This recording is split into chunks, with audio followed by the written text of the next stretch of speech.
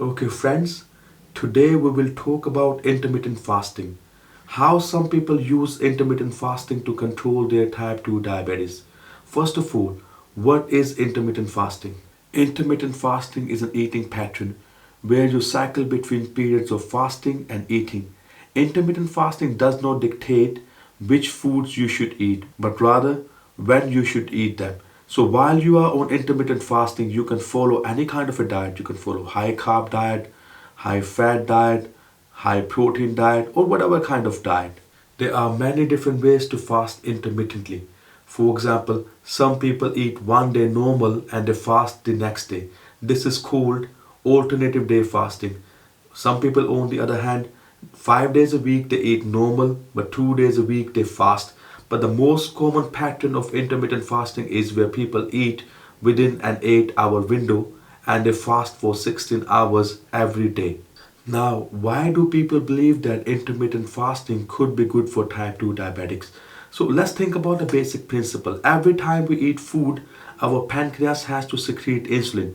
For some kind of foods, pancreas has to secrete less insulin. For some kind of foods, pancreas has to secrete more insulin. But every time you eat, pancreas has to work to make some insulin. So what happens in intermittent fasting is when you are not eating, your pancreas gets some rest.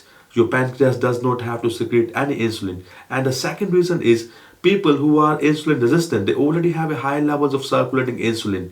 So when you are intermittently fasting, your circulating levels of insulin come down as well. So by these two mechanisms, intermittent fasting is thought to be helpful for type 2 diabetics. Now, let's analyze the evidence. Does intermittent fasting actually helps type 2 diabetics to improve their glycemic control? This study concluded that intermittent energy restriction may result in greater improvements in insulin sensitivity and weight control than daily energy restriction. Just to explain what they're trying to say here, assume there are two people. One of them is intermittently fasting and the other one is reducing his daily calories intake. So what this study found out, that person who is intermittently fasting has better insulin sensitivity, consequently less insulin resistance in the body. Our next study reviewed loads of different types of fasting, but main clinically relevant points are: number one, in healthy, normal weight, overweight, or obese adults, there is little evidence that intermittent fasting regimens are harmful physically or mentally.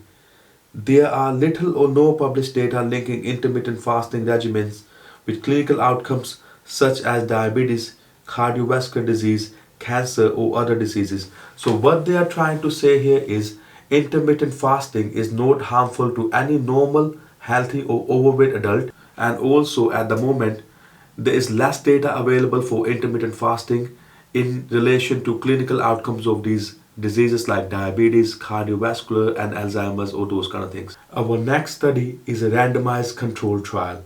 In this trial, researchers concluded that in individuals with type 2 diabetes on hypoglycemic medications, fasting of any type increased the rate of hypoglycemia.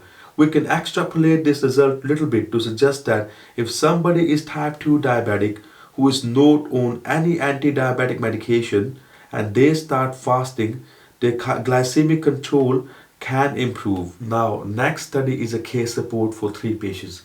As we learned in the previous videos, that case reports are not the best evidence. They are classified as anecdotal evidence. But however, if case reports are similar, if result of case reports are similar to the previous research, then these reports can be utilized as a useful source of information. This case report found out that all 3 patients eliminated the need for insulin by initiating a therapeutic fasting regimen. All 3 patients succeeded within a month, and one person succeeded in as little as 5 days. Results of this case study are consistent with the previous research. So today we can conclude that yes, intermittent fasting can be used to control type 2 diabetes. But let me tell you one thing, intermittent fasting, as easy as it sounds, is not that easy. Because when you start intermittently fasting, what happens is you get some side effects like hunger pains, headaches. But what happens is as you move a little bit forward with your intermittent fasting, you get used to intermittent fasting, these side effects they disappear. Your hunger hormone ghrelin adjusts to your body's meal times.